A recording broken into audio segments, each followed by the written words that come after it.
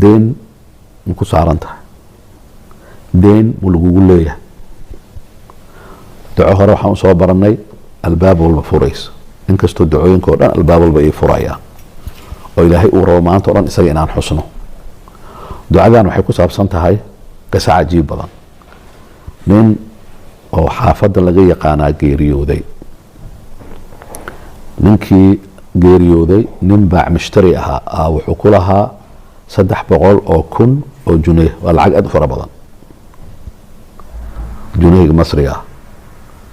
marka maalintii lasoo aasayay ninka madiinka ah deynta lagu lahaa waxaa dhacday wiilkiisii wuxuu arkay ninkii deynta ku lahaa, wuxuu dhahay aabbahay afwan deyna ku leedahay waana ognahay, deyntana waa deyn business ama ganacsi ku timid oo lacag fara badan ah, anigaa damaanad qaadaya inaan ku siiyo deyntaada. aabbahay ma cafin kartaa? wax kaloo lagu leeyahay ma lahan. si camalkiisi aabba camal khayr badan samaynayo u ahaa oo dadaal badan oo cibaado badan. cibaadadaadana waa la laalayaa, waa taagnaanaysaa, laguma fasaxayo inaad ka faa'iidaysato haddii deyn lagugu leeyahay. marka wuxuu leeyahay aabbahay, saasuu leeyahay aabbahay deynta ka cafi, aniga igu lahow anaa bixinayo. wuxuu dhahay maadaama dhulka hoostiisa uu ku jiro uu geeriyooday, deynta waa ka cafiyey, abaan kaa rabaa goormaa isiinaysaa? wuxuu dhahay 1 sano aan isku dayaa inaan kugu siiyo. wuxuu dhahay qaadiyaan hortagaynaa u dhahay maxkamadiyaa la tegay, waa lasoo kala saxeexday 1 sano ka bacdi in 300,000 uu u keeno, maxkamadana uu keeno.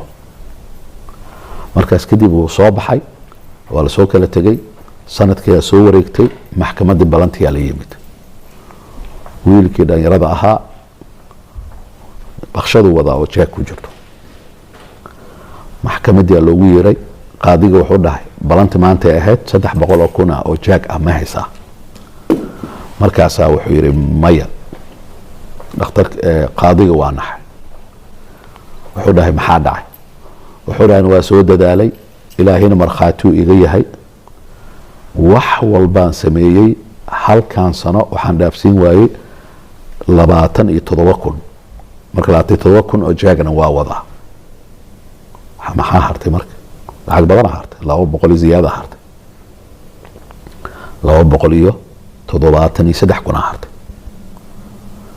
qaadiga wuxuu dhahay waqti in lagu dheereeya maa codsanaysaa? ninka wuxuu leeyahay ii xer, maadaama sanad uu dhahay, sanadkan uu ka soo baxay, qaadigo ii xer. maya u kaadi u dhahay. wuxuu dhahay 3 bilood ma isiin kartaa? waxaan isku dayayaa lacagta inaan keeno.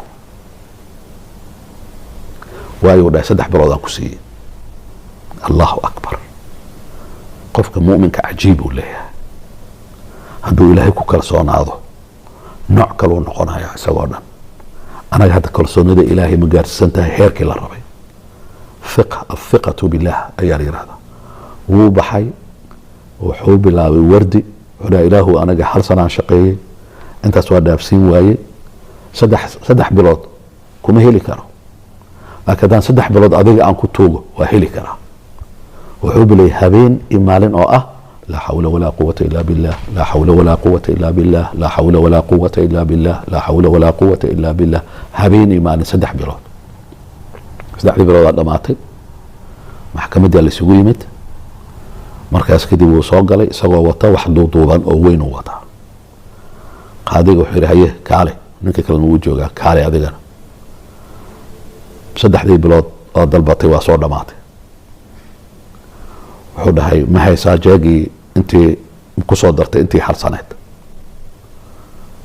wuxuu yidhi maya. wuxuu yidhi maxaa u timid? waxa weyn oo kuu duuduubana maxay yihiin? inaad lacag wadaan kuu malaynayo. wuxuu dhahay faraashkayga waay oo xabsigaan ku seexan lahaa. marka waxaan ku talagalay hadduu ilaahay faraj kale uusan furin, xabsigaan ku talagalay, laakiin in ilaahay waxbaa naga dhexeeyo, isagaana sugayaa u dhahay. fiirsu isugu kalsoon yahay. ninkii wuxuu dhahay balanta say ahayd ninkaan ii xer u dhahay. qaadiga wuxuu dhahay ma xeraaya u dhahay. wax mucjizaa dhacday u dhahay. qaadiga xafiiskiisu galay, warqadu ka soo saaray. meeshaan waxaa ku jirta u dhahay jeeg ninaa ii yimid uu dhahay wuxuuna dhahay iqari ha i sheegin wiilka 300,000 oo deynta lagu lahaa 300,000 oo deyntana waatan uu dhahay ko laba lacag fara badan uu dhahay intaana jeegaana waa isaga noloshiisa iyo cidiisa waay iyo agoontii uu ka tegay aabaha wiilka sujuuda meesha ku dhaxay laa xawla walaa quwata ilaa billaah qaadigaa dhahay maxaa samaysay wuxuu dhahay maalintaan kaa tegay ani shaqo ma aadin sababtoo hal sanaa soo shaqeeyey laata 7,000 waa dhaafsiin waaye marka ilaaha aadiyu dhahay haddaa ilaahay aado ilaahay wuxuu rabo kuu samaynayaa wasalaamu calaykum waraxmatullaahi wabarakaatu